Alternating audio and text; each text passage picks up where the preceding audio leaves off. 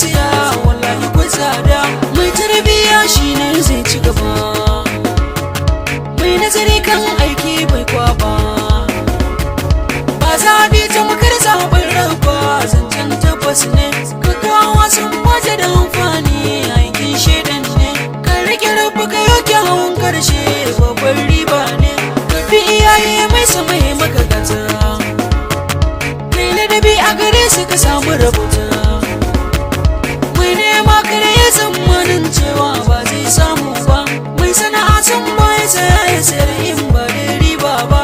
Mene amfanin gwada bare in baka alkhairi ba, mai guzuri ba zai kokan yunwa ba, mai hakuri ba zai ke dace ba. Shi hakuri dai babban riba ne, tuntuni na gano.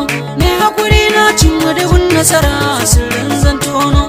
Ka taɓa ni umar zan yafe ma inda har na tuno. Shi hakuri halin manzon Allah ne, kuma koyin manzo ma babbar ni'ima ne.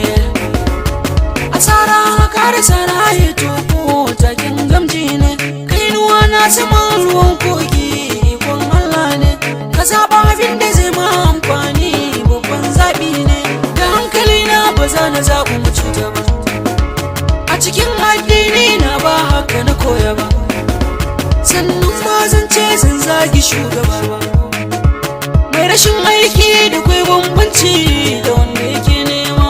Zai yi wuya ka gane wanda yake cikin doguwar soma. A da ana cewa yan matan mu suna da yawan gulma, a yanzu ta bar kansu tana kan mu.